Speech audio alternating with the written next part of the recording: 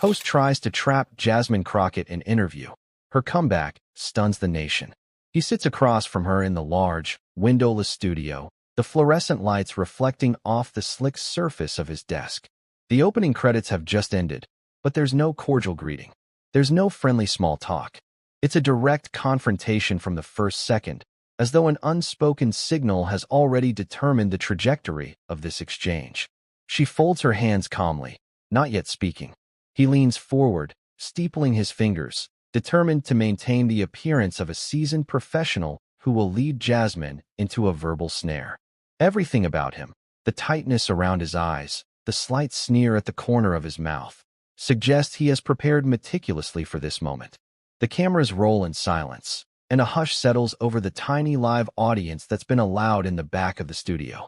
There's an intangible tension in the air, heavy and expectant, as though these walls have seen countless confrontations before. But nothing quite like this. She's aware of the stakes. He has a reputation for cornering his guests, particularly those who dare challenge the status quo. And she, well, she's the newest rising voice who's making waves by speaking inconvenient truths with poise and unyielding conviction. His first question is a sharpened dart, hinting at half-truths and scandal. He cites numbers, polling data that suggests Jasmine Crockett is too outspoken, too fearless in exposing systemic flaws that many prefer to keep hidden. But she does not flinch at his insinuation that her methods are destructive. Instead, she meets his gaze with unwavering calm. There's no dryness in her voice when she starts speaking, but there is a quiet force. People often say disruption is destructive. She begins, softly enough that the audience leans in to hear. But what if the system was already decaying from within? Then disruption is the only way to let in fresh air. The sentence hangs, and he blinks, momentarily thrown off. He had expected defensiveness. Instead, he's confronted by measured defiance wrapped in a polite tone. But he doesn't let the surprise derail his strategy. He counters, "Are you suggesting the entire system is rotten? And if so, who made you judge, jury, and executioner?" He tries to smirk, hoping to induce a slip in her composure. Instead, she inclines her head slightly, as if acknowledging the question but refusing to take the bait. The watchers along the wall, producers, staffers, look from him to her, studying the silent war playing out in their eyes. He has clearly met a different kind of adversary. The host, long known for his cunning and carefully curated brand of superiority, intensifies his condescending demeanor by continuing to emphasize her supposed inexperience. It's a tactic he's used countless times. Brand the newcomer as naive or misinformed, paint them as too radical for civilized discourse. In typical interviews, guests either buckle under the weight of these insinuations or lash out, fueling the angry extremist narrative. But Jasmine remains a stone fortress of self-possession. She's not here to be humiliated, nor is she here to be docile. She's here to articulate truths that gnaw at the foundations of complacency. And the city beyond these studio walls already knows she has a reputation for shining lights into dark corners. Cameras zoom in on her face, capturing her steady gaze, the subtle lift of an eyebrow that conveys both curiosity and mild displeasure at his approach. When she responds, her words carry a clarity that slices through the tension with surgical precision. "Inexperience can be a gift," she tells him softly. "It means I'm unburdened by the cynicism that sometimes comes with sitting in comfort. It means I still believe in accountability where others see only futility." That last word, accountability, seems to hover like a thundercloud. He tries to interrupt, but she gracefully sidesteps his interjection by shifting focus to a piece of paper he's been referencing. She sees a list of bullet points highlighted in neon marker, each likely prepared by his research team. When she gestures toward it, he snatches the paper away, unwilling to reveal his strategy so early. But the moment betrays him, showing that he has indeed come armed with pointed questions, each designed to pigeonhole her as a reckless demagogue. She could call him out on it, could demand to see his list, but that's too direct and too obvious. Instead, she offers him a chance to reveal himself, tilting her head as though curious to hear whatever he deems most damning. He takes the bait with the hunger of someone desperate to rattle her. "You've advocated for radical reform," he begins, scanning his bullet points. You've stirred up people against established institutions. Are you seriously implying you possess knowledge above those who have spent decades building these frameworks? He's raising his voice now, which draws murmurs from the watchers. Perhaps he hopes the rising volume will corner her, but the effect is quite the opposite. Her soft voice, brimming with conviction, feels even more resonant against his high-octave tirade. There is value in experience, she concedes, but there is also danger in complacency. She turns to meet the eyes of a staffer, then the quiet silhouettes around the room, as though including them in this conversation. Sometimes, when you've built something on shaky ground, you don't notice the cracks forming beneath you. You just keep building, ignoring the fault lines, until one day the entire structure collapses. Her words are calm. They are not grandiose, nor do they ring with false sensationalism. But they land with a deep truth that resonates in the stiff, carefully staged environment of the studio. The host's brow furrows. He's accustomed to guests who stammer or become defensive. Jasmine is neither. She's polite, unyielding, and possessed of an internal power he can't quite shake. That power is intangible, tied to her strong moral center and an unspoken promise that she won't play by the usual script. Seeing his plan falter, he quickly shifts tactics. He tries a personal angle. You've been labeled an agitator in certain circles. Some say your approach is motivated by personal ambition, not public service. Isn't it true you've been courting media attention to fuel your own rise? A loaded question, delivered with a self-satisfied tilt of his head. The host aims to depict her as a fame seeker, hungry for controversy. She takes a measured breath. Agitator is an interesting choice of word. You see, the people in power often label any challenge to the status quo as agitation, especially when it draws light to their hidden dealings. She allows a small pause, a delicate tension in the air. And as for media attention, well, I learned long ago that if you have something important to say, it often won't be heard unless you step forward and seize the microphone. But the microphone isn't a toy for personal gain. It's a tool. It can amplify truth, or it can amplify lies. I choose truth. Her response is neither defiant nor meek. It resonates like the calm before a storm. The watchers in the studio exchange glances. Some nod, as though they feel the weight of her words. The host clears his throat. He doesn't want to lose the momentum of his interrogation, so he pushes further. He brings up case studies and controversies, each example curated to showcase how her direct style supposedly undermines collaborative efforts. He references a moment in a public forum where she challenged a revered political figure who had served for decades. Was that necessary? He demands. Couldn't you have handled it behind closed doors, rather than humiliating someone who's done so much for your district? She smiles gently, but there's steel in her expression. Behind closed doors is where problems tend to multiply. Sunlight is the best disinfectant, they say. If people don't see the problem, how will they recognize the need for change? He tries to speak again, but she continues, and the calm surety in her voice stuns him into silence. And as for humiliation, truth is only humiliating for those who wish to hide it. If your conscience is clear, transparency is no threat. If it isn't, transparency feels like an attack.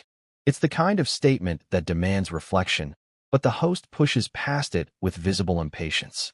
The watchers along the walls shift awkwardly, feeling the heat build. One or two of them sense that she's beginning to take control of the interview by simply refusing to cower. He glances at the clock, aware that they're only minutes into this supposed interrogation and the atmosphere is already charged to bursting. He can't let her hold the moral high ground for too long without challenging her credibility. So he reaches for a final, more personal jab. I've been informed you have a history of friction with certain community leaders. Were you aware they're now calling you a force of division, not unity? That your insistence on radical transparency is driving potential allies away? He says the words with a smirk, as though expecting her to crumble under the weight of rumored betrayals and negative press. Instead, she regards him quietly. She places her hands palms down on his desk, bridging the space between them in a subtle claim of equality. I've met with a lot of community leaders, she says, her voice low and steady. Some stand for progress. Others stand for preserving their power. When I demanded transparency, the ones who valued power more than justice labeled me a threat. The ones who truly wanted to serve the people welcomed the scrutiny. So I'll let your viewers decide which kind of leader I faced. Her words hang, forming an electric hush that wraps around the entire set. The watchers breathe in deeply. They know they're witnessing something unusual on this show. A guest who refuses to be cowed, delivering each response with moral conviction instead of anger. By now, the lines are drawn, the tension stark. She will not be reduced by condescending remarks or strategic half-truths. Each attempt by the host to ensnare her only reinforces her quiet dignity. And while the conversation has only just begun, the watchers sense that an unexpected shift of power is taking place. The once intimidating host is left grappling for new ways to regain control, while Jasmine's calm presence starts to shape the direction of the entire broadcast. He leans back, hands gripping the armrests of his chair. He nods curtly, preparing for the next round of confrontation. Around them, there's a feeling of hushed anticipation, as though the entire nation is holding its breath. Whatever's about to unfold seems destined to leave a mark. The host doesn't waste time. He clears his throat, letting the microphone catch the sound, and begins a new line of questioning. This one is sharper, more pointed. He's decided to use official data, numbers from budgets, policy proposals, and internal memos. He flicks his index finger over the stack of documents, scanning until he finds the piece he wants. In your recent public address, he says, you accused certain officials of funneling funds away from community programs. You implied that there was collusion, your word, collusion, between those officials and private interests. Do you have proof? Or are you simply stirring the pot? He raises a brow, leaning in. The watchers see him momentarily satisfied, convinced he's cornered her. But Jasmine's eyes don't flicker with fear. They remain steady, resting on him, absorbing every hint of challenge. I choose my words carefully, she replies. When I say collusion, I mean there's a deliberate agreement to conceal the real flow of funds. And yes, I have proof. She doesn't raise her voice or wave around papers. Instead, she calmly reaches into her bag and removes a folder. She slides it across the table. That's a set of documents that detail the budget allocations, matched against actual expenditures. You'll notice quite a discrepancy. Funds allocated for youth development programs end up listed under administrative overhead. And if you look further, you'll find the trail leading directly to private contractors who have political ties to certain officials. He blinks once, twice. He hadn't expected her to come armed with tangible evidence. For a moment, he just stares at the folder. Finally, he manages a forced chuckle. Anyone can fabricate documents. Surely you don't expect me to believe that these unverified papers are a smoking gun. The watchers shift uncomfortably. Even they can see the line of defense is weak. If these documents were truly worthless, why is there that waver in his voice? She responds gently. Everything there can be cross-checked with public records, if you know where to look. And if you're brave enough to request the unedited versions. There's that quiet challenge again. The suggestion that so much is hidden behind a veil of bureaucracy. She cocks her head slightly, as though saying, go on, verify it. The watchers see the host swallow hard. Despite his bravado, a flicker of uncertainty dances across his face. He quickly averts his gaze, trying to re-establish his composure. But the mood in the studio has changed. The silent observers sense that her words carry authenticity. The documents, even from a distance, look legitimate, neatly organized, annotated with references. The host knows he has to pivot. He can't let the narrative slip entirely from his grasp. He flips through the folder with exaggerated slowness, not truly reading, but showing the cameras that he's being diligent. It's a performance. Then he closes it, sets it aside, and feigns a dismissive shrug. Well, let's see if the public actually cares about such technicalities. You talk about hidden funds and official misconduct, but people just want their roads fixed and their taxes lowered. Isn't that the real concern here? How do you propose to address everyday issues if you're busy chasing ghosts? He tries to turn the conversation to more populist grounds, hoping to paint her as out of touch with the average person's day-to-day struggles. But she doesn't falter. The everyday issues, she replies in a measured tone, are the direct result of this misuse of funds. If we're missing millions from the budget, then of course roads go unrepaired, schools remain under-resourced, and social services are cut. Corruption doesn't exist in a vacuum. It impacts every family trying to make ends meet. Her words resonate with a moral clarity that feels unshakable.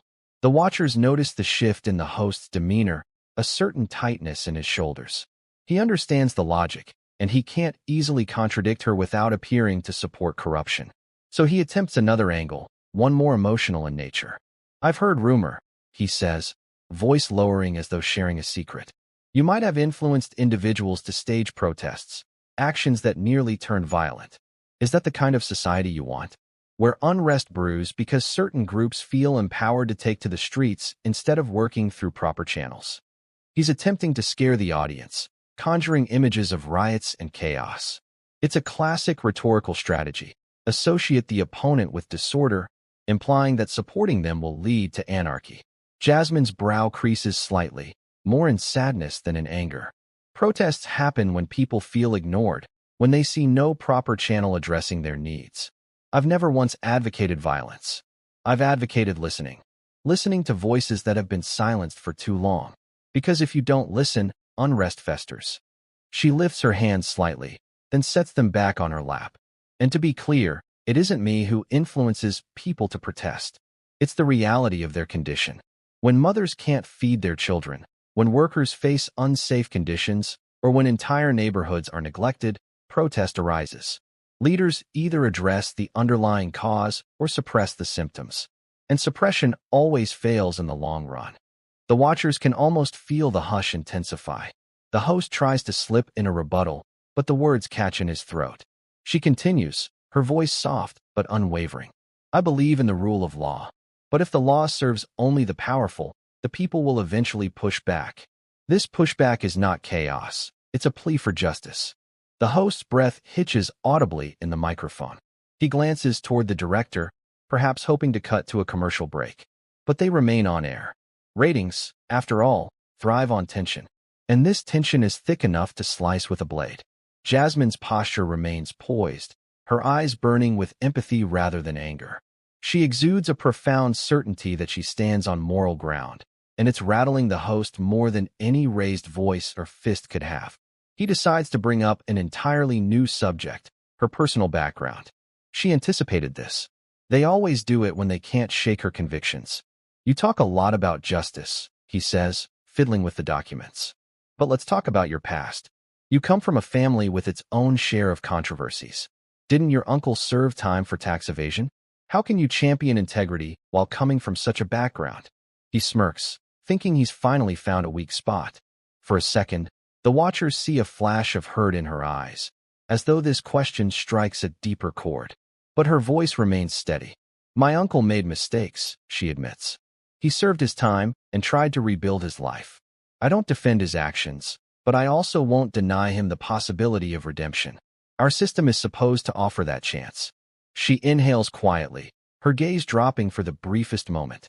"And if anything, watching him struggle helped me see how broken the system can be, even for those who want to correct their path. He left prison with little support, branded for life. That taught me that justice should be about accountability, yes, but also about restoration. I don't hide my past, nor do I hide my family. It shaped me, and it's part of why I fight so hard for fairness." The watchers exchange a series of subtle nods. Her honesty is disarming. The host expected shame or a defensive pivot, but she's offered a sincere reflection that underscores her stance rather than discrediting it. He tries to push further, but this time the dryness in his tone betrays frustration rather than confidence. "So you think personal experience alone qualifies you to stand on a national stage and point fingers at officials?" He nearly hisses. She squares her shoulders. "Personal experience, coupled with facts and data, yes. Because it's the lived reality of many people. The system isn't just failing theoretical concepts, it's failing families, individuals. It failed my uncle, and it fails countless others who lack the resources to navigate complexities. A perspective grounded in truth can be more powerful than decades of so-called experience that simply perpetuates what already isn't working." A hush follows her statement. It's not an applause line, but the watchers sense that if there were a different audience present, thunderous clapping would erupt. The host, however, remains stone-faced, grappling with a stubborn interviewee who refuses to self-destruct. He flips a page in his notes, searching for another angle, determined not to let this proceed as her triumph. The studio air grows heavier with each passing minute, that intangible current of moral conflict churning. Observers stand transfixed, sensing the confrontation teetering between respectful debate and raw tension. And still, Jasmine doesn't waver, projecting a serenity that defies every cynical trap the host sets. Behind those studio walls, a larger story unfolds, hinting that whatever final question or insinuation he lobs her way will inevitably fail. She hasn't come here to be liked. She's come here to be heard, to pierce the veil of willful ignorance that too often cloaks injustice. And the watchers, perhaps even the entire viewing public beyond, are witnessing a clash that might just redefine what it means to challenge corruption under bright lights. The host's next move is a measured one, designed to corner her on live television in the most overt way possible. "I've received a statement from a well-known public official," he says, picking up his phone.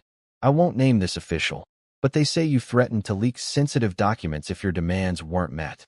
Do you deny that?" It's a damning accusation, loaded with the implication of blackmail. He stares at her, waiting for signs of panic. Instead, her gaze sweeps across the watchers, then returns to him. "I deny that entirely," she states simply. "I've never threatened to release documents for personal gain.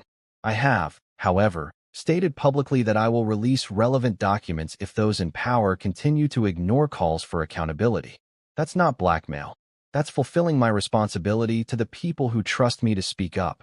She pauses, letting him absorb her words. If an official is threatened by truth, maybe the problem is what they're hiding, not my willingness to expose it. The watchers see a thin film of perspiration forming on the host's forehead. He's losing ground, step by step. He tries again to press the point, reading from his phone in a dramatic voice. "You are a danger to the delicate balance of governance," he quotes, turning each phrase into a rhetorical dagger. "People like you destabilize institutions and create public distrust." He sets his phone down with a flourish. "What do you say to that, Miss Crockett? Don't you realize your crusade could harm the very society you claim to protect?" He's raising his voice once more, forcibly projecting the idea that she's a threat. But if he expects her to shrink, he's sadly mistaken. "Public distrust isn't created by those who reveal corruption," she answers quietly. "Public distrust is created by corruption itself, by backroom deals and hidden agendas, by lies and empty promises, by money flowing into the wrong pockets while entire neighborhoods are left to languish." Her voice takes on a slight tremor, not of fear, but of deeply held conviction. The watchers see her eyes shining with unshed emotion. "I can't harm society by shedding light on its wounds. I can only harm society if I keep silent and allow those wounds to fester." The hush that follows is palpable, like the moment after a thunderclap. The host stares at her, the gears in his mind struggling to find a counter. He's made a career out of cornering his guests, and he's not about to let her waltz out of here unscathed. But for all his preparation, he never anticipated someone so resolute, so calm, yet so unrelenting in her principles. His frustration boils beneath a thin veneer of professionalism.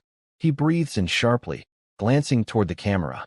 The watchers see him muster a final attempt to regain dominance. He closes the file of documents with a slap that resonates in the microphone. "Fine," he says, forcing a professional grin. "Let's switch gears a bit. Can you tell us what your actual plan is? You shout from rooftops about corruption, but I haven't seen a comprehensive proposal on how to fix it. Care to enlighten us?" He leans back, crossing his arms. The watchers can almost read his mind. That should corner her. She can't possibly have a fully formed plan. Jasmine lifts her chin. "Corruption isn't fixed by a single policy or bill," she begins. "It's a cultural issue as much as a legislative one. But I do have proposals. For instance, I've called for an independent oversight committee with real power to audit public funds, a watchdog group that reports directly to the citizens. I've advocated for stronger whistleblower protections so that if someone inside an institution sees wrongdoing, they can speak up without fear of retaliation. I also believe in campaign finance reform, limiting private interests that can buy elections under the guise of free speech." She lists each point with deliberate clarity. The watchers watch the host's expression shift from smugness to mild surprise. Maybe he expected vague rhetoric. Instead, She's rattling off specifics with unwavering precision.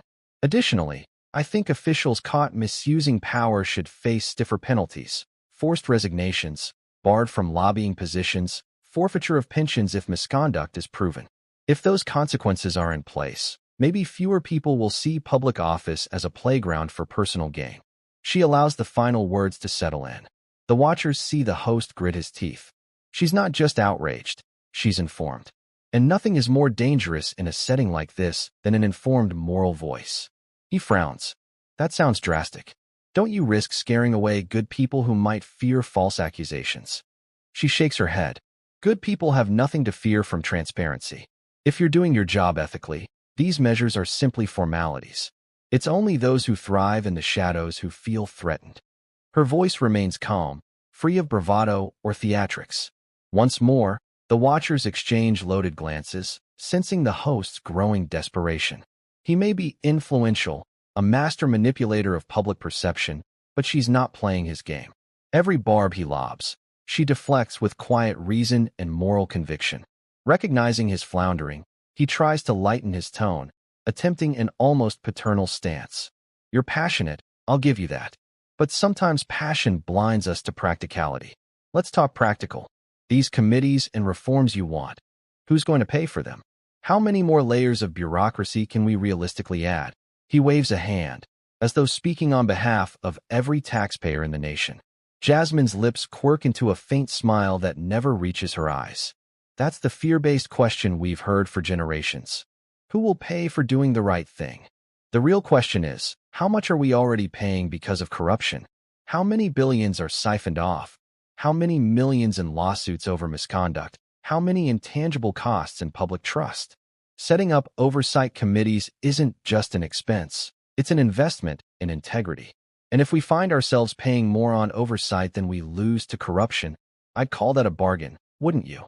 The watchers can't help but admire her ability to twist his question back at him, exposing the absurdity of the premise. He inhales sharply, glancing at the clock again. A faint beep in his earpiece signals that the show is about to move into its final segment. Usually, this is where the host sums up the interview, leaves the guest with a stinging remark, and cuts to commercial. But Jasmine's presence has derailed the expected script. There's no neat wrap-up to be had. The watchers sense that something monumental is about to unfold, as though the final act of this confrontation will define not just her stance, but the entire public conversation about corruption. The host squares his shoulders. He's not about to let her walk away the victor without a last stand. And so the stage is set for a final volley of words that might either confirm her as a beacon of moral clarity or cast her as a radical inciting chaos. The watchers find themselves on edge, uncertain of how he will attempt to spin this confrontation. All they know is that once the cameras stop rolling, the city, the nation, even the world beyond, will be talking about what just transpired.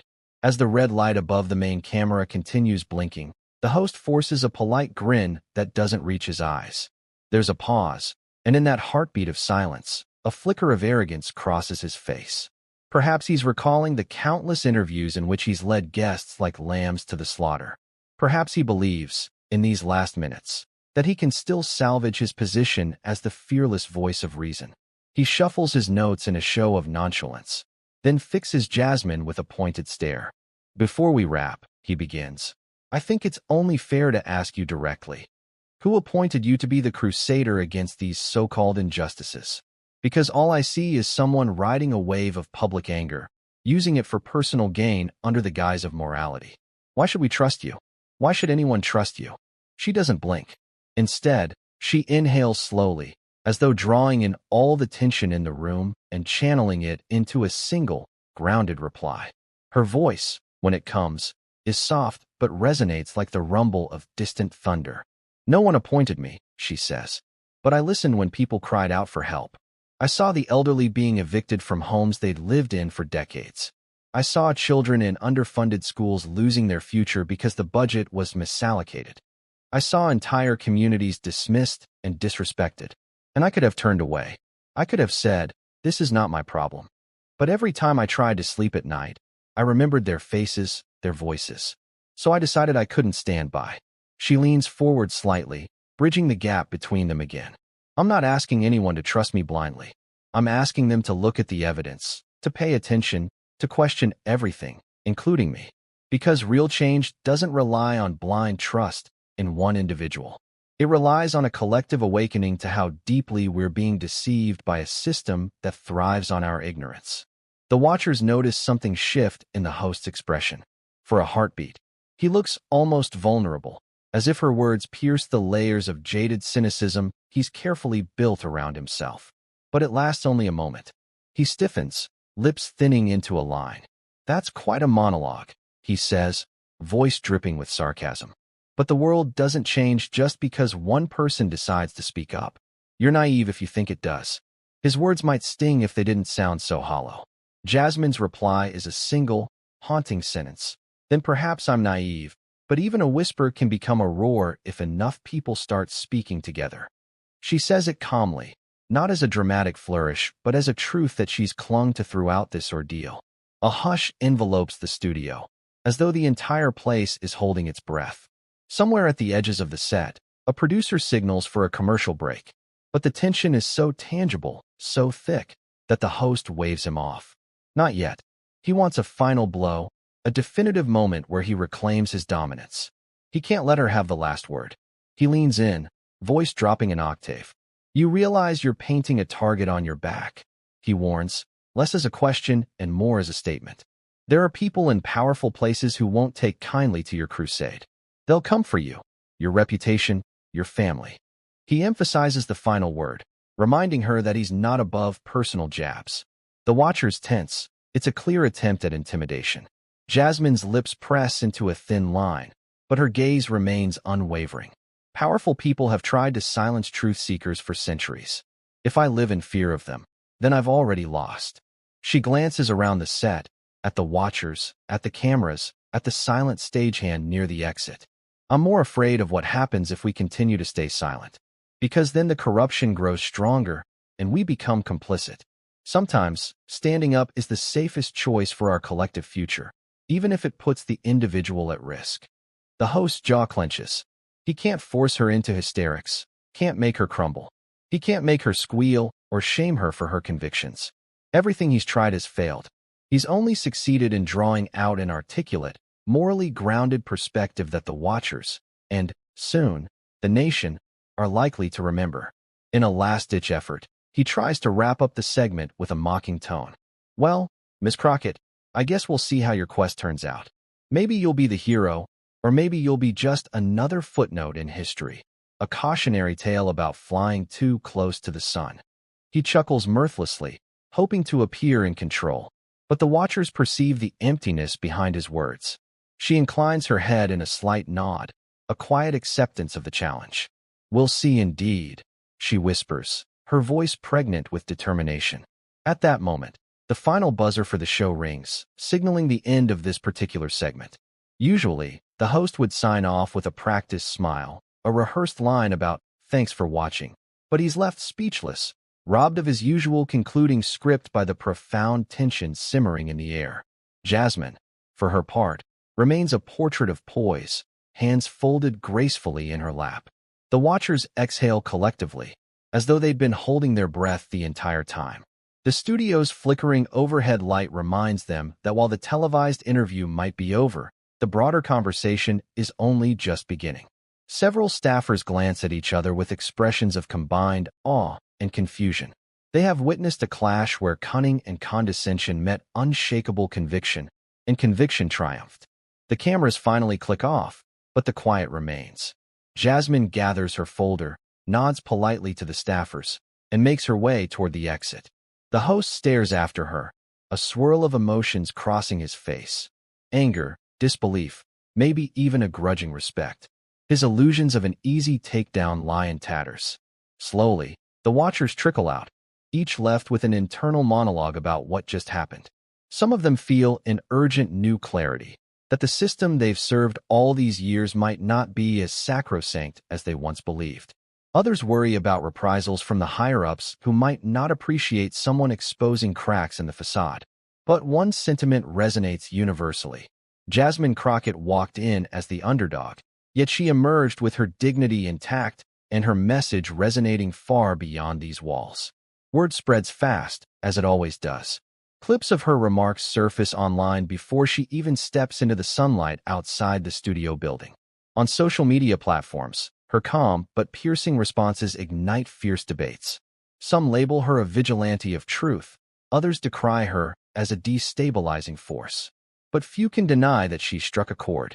Hashtags bearing her name start to trend, accompanied by snippets of her quotes. "I choose truth. Sunlight is the best disinfectant. Corruption thrives on silence." A wave of commentary ensues, from local grassroots groups to national pundits, each analyzing her demeanor and dissecting her statements. And in living rooms across the country, ordinary citizens watch in rapt attention, many feeling for the first time that they've encountered a voice unafraid to challenge the deep-seated norms they've long sensed were rotting from within. Criticism, of course, arrives in equal measure, with certain officials and commentators lambasting her as an alarmist who oversimplifies complex issues. She meets these barbs with the same level-headed resolve she demonstrated on air. She's not looking to be universally adored. She's seeking to unearth truths that have remained hidden for too long. Within days, the controversy surrounding her interview overshadows the host himself. People begin scrutinizing his past performances, highlighting patterns in the way he badgered and cornered guests. A few older clips resurface, showing him discrediting other whistleblowers who tried to shed light on corruption. It's as though a collective re-examination of his role is taking place, fueled by Jasmine's unwavering stance. At the same time, supporters encourage her to go further, to release more evidence, to name names, to blow open the gates once and for all. A lesser person might be tempted to ride the wave of public support to personal glory, but she doesn't. Instead, she organizes small community events to share the documentation she has, inviting local journalists, community leaders, and citizens to verify the facts firsthand. She's careful, methodical, ensuring that no piece of evidence is released without proper context. She coordinates with legal experts, anticipating the inevitable threats of lawsuits and gag orders. Meanwhile, the host attempts damage control. He schedules interviews with other personalities, tries to paint himself as a neutral figure who just asked tough questions. But the damage is done. His smug approach in the face of Jasmine's composed tenacity is now a subject of memes, talk shows, and editorials. For the first time in his career, he finds himself on the defensive. A subtle shift occurs in the court of public opinion. People begin asking harder questions not just about the institutions Jasmine criticized, but about the media gatekeepers who have long shaped the national conversation. That shift underscores the magnitude of her victory. She didn't just hold her ground in a heated interview. She ignited a larger discussion about the authenticity of those who claim to speak for the people. Still, she doesn't gloat. She focuses on the task at hand, working behind the scenes with grassroots organizations to gather more data. She contacts whistleblowers who had been too afraid to step forward before, guiding them towards secure channels for sharing their stories. She holds late-night meetings, listening to the concerns of single mothers, underpaid nurses, overworked teachers. Every story she hears solidifies her conviction that exposing systemic rot is the first step toward restoration. There's a certain exhaustion that comes with this relentless push. She rarely sleeps more than a few hours, and her phone rings constantly with pleas for help or offers of solidarity. But she perseveres, fueled by the knowledge that her stance during that televised confrontation gave courage to many who felt voiceless. Their testimonies, in turn, further strengthen her cause, providing a mosaic of evidence that can no longer be dismissed as rantings of a single radical. In the midst of this flurry of activity, her opponents grow louder. Certain politicians accuse her of grandstanding. They question her qualifications, dredge up her uncle's past again, and even question her mental stability. Yet each new attack only highlights their desperation.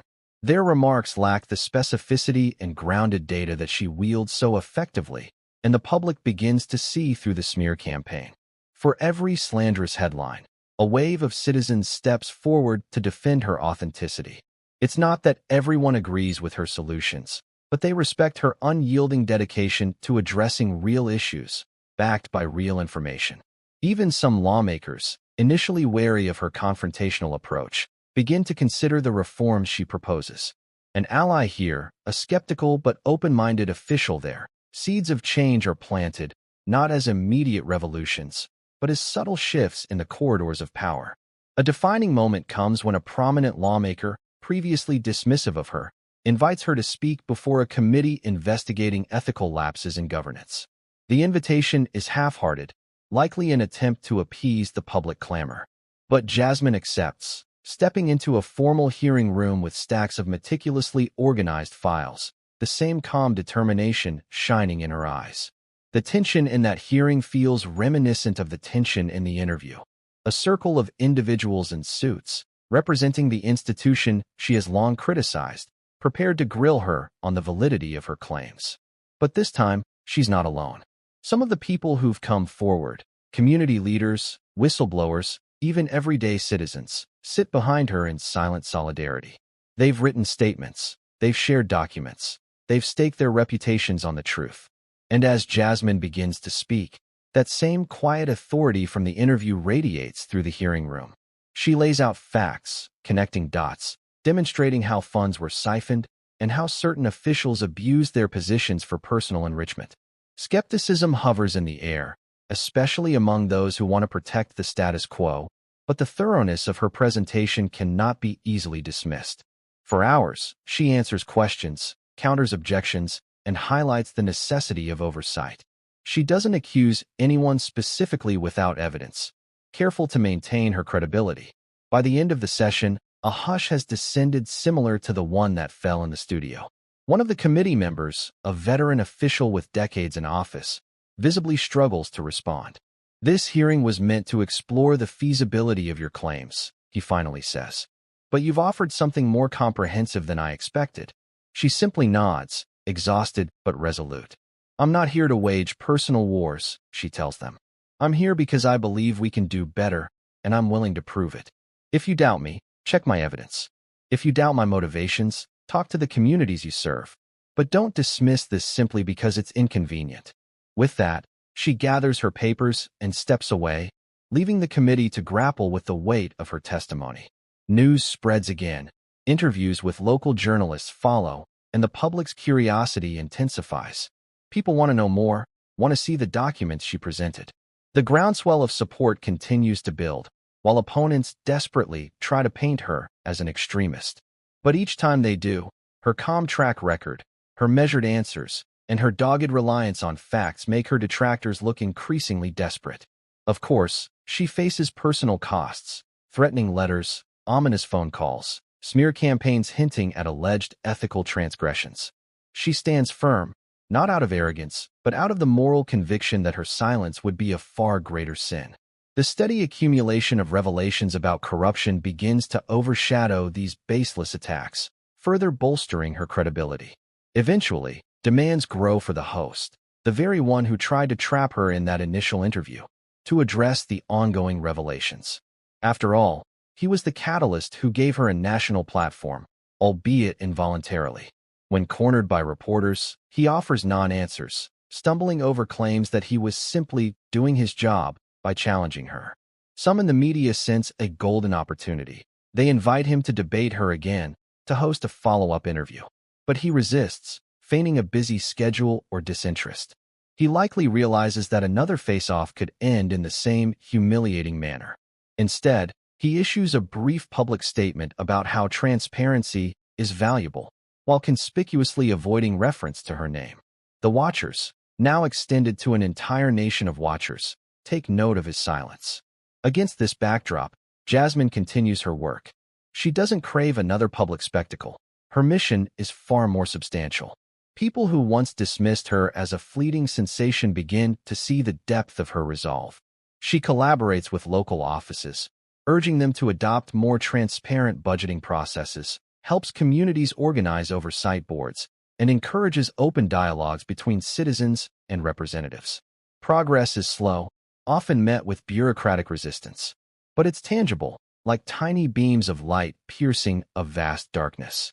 Each small success is reported in local papers, then shared widely on social media, creating a narrative arc of hope that stands in stark contrast to the cynicism many have accepted for years.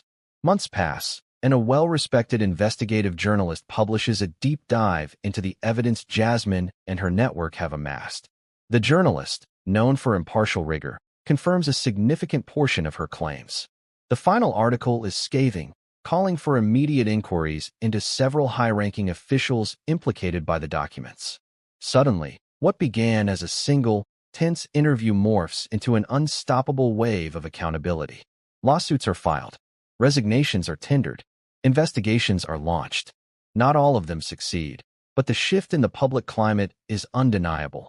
People are more alert, more demanding of transparency, less willing to accept the easy dismissal of allegations. Once again, Jasmine is thrust into the spotlight, not by her own design, but because the truth she championed is now fueling a national reckoning. Amid all this, she remains grounded, still meeting with regular citizens, still insisting that any reforms be about systemic change rather than personal vendettas. Critics accuse her of orchestrating a political coup or setting herself up for higher office. She does not confirm or deny political ambitions, aware that speculation about her future could distract from the immediate work at hand. Her consistent refusal to exploit her new fame for personal gain only adds to her growing mystique. Media outlets scramble to secure interviews, but she grants them selectively, prioritizing reporters who focus on substance over sensationalism. Eventually, the day arrives when the host, battered by falling ratings and tarnished reputation, announces on his program that Jasmine Crockett has been invited to appear again. Rumor has it that his bosses demanded a follow-up to salvage the network's credibility. When the news breaks, the public reaction is instantaneous. Social platforms explode with commentary. People wonder if Jasmine will accept or if she'll refuse to legitimize a second confrontation. After some deliberation, she agrees, but only on the condition that she'll speak uninterrupted, with the facts laid out plainly. She insists that certain data be displayed on screen for the audience to examine, not in real-time manipulative bursts, but as part of a thorough presentation. Remarkably, the network consents, desperate to stem the hemorrhaging trust of its viewership. On the scheduled day, the tension is palpable. The viewers tune in by the millions, anticipating a rematch. The host tries to begin with the same formalities as before, but from the first moment, it's clear that the dynamic has shifted profoundly. He's more cautious, more subdued, less assured of his ability to control the narrative. Jasmine, meanwhile, embodies the same calm fortitude she showed in their initial bout. This time, however, the moral weight behind her words has been validated by months of investigations and revelations. She isn't simply voicing accusations. She's recounting what independent authorities have confirmed. The watchers see the host's forced smiles, sense his struggle to maintain composure as she methodically walks the audience through how hidden funds were uncovered, how officials were held accountable, how new policies are being shaped to ensure such abuses don't go unchecked again. In the final minutes, he attempts a last rhetorical jab, veiling it in a compliment. "Well, Ms. Crockett, you've certainly proven you have the nation's ear. I assume your next step is to capitalize on all this influence. Perhaps a run for office? Or is the real plan to keep your supporters in a constant state of outrage?" It's the old song in a slightly different key, painting her as a demagogue fueling anger for personal gain. Her response is measured, unwavering. There's righteous anger when people discover they've been deceived. But outrage for outrage's sake is not productive. My plan is to keep working at the grassroots level, ensuring that the momentum for accountability doesn't fade as soon as the headlines shift. If that means I enter public service in another capacity, so be it. But it won't be about vanity or careerism. It'll be about continuing this fight for transparency. She glances directly at the camera, and for a moment, her expression softens. It's not about me. It never was. It's about ensuring that every family, every community, has a government that serves their needs honestly. If that's radical, then I guess I'm radical. He can't match her authenticity. There's no snide follow-up that can effectively undercut the moral authority she has earned. So the segment ends, not with a triumphant flourish from the host, but with a subdued wrap-up where he thanks her for appearing, his tone betraying the knowledge that he's lost the ideological battle once again. The watchers, millions watching live, and countless more who'll see it online, witness a quiet, conclusive victory. Not a victory of fists raised or voices shouting, but of calm truth reigning over a forum once dominated by distortions. In the days that follow, the clip trends everywhere, accompanied by commentary on how she tamed the ultimate aggressor, forced the media to face itself, and exposed systemic corruption one careful step at a time. Experts debate the long-term implications, while everyday people greet her on the streets with murmurs of admiration. Some caution that it's just one battle in a larger war. She knows they're right. Corruption doesn't vanish after a few headlines or even a few policy changes. But the shift in public consciousness is real. People are paying attention, demanding better, refusing to accept the half-truths they once accepted out of apathy or cynicism. And so, life continues. Jasmine returns to her community meetings, her face-to-face dialogues, her painstaking efforts to bring overlooked voices into the conversation. The avalanche of momentum she unleashed cannot be undone, even if certain powerful figures would like to pretend otherwise. She becomes a symbol, an emblem of how a single individual, armed with moral clarity and the courage to speak, can spark changes that once seemed impossible. Far away from the cameras and the bustle of national debates, she slips into quiet reflection at times, pondering the weight of expectations placed upon her. But she's never truly alone. There's a collective force that has awakened, standing with her. She takes solace in that shared resolve. This is bigger than any single confrontation, bigger than the smug host who tried to corner her and failed. It's a story about a nation that looked itself in the mirror and decided to finally confront the rot beneath its surface. She can't know for sure where it ends, if it ends at all. But she knows she's done what few dared. She walked into the lion's den, faced a host who prided himself on spinning narratives, and refused to bend. She transformed a moment of potential humiliation into a clarion call for justice. And that call reverberates still, echoing through city halls, legislative chambers, online forums, and family dinners, challenging everyone to ask, what else lies hidden beneath the calm surface of our institutions, and what must we do to uncover it? The watchers, now awakened from complacency, carry that question in their hearts. And somewhere in a quiet corridor, Jasmine Crockett stands, more determined than ever, ready to keep shining light into every dark corner she finds. Because in that first interview, she proved one truth beyond doubt: a lone voice, grounded in unwavering conviction, can become the spark that ignites a nation's conscience.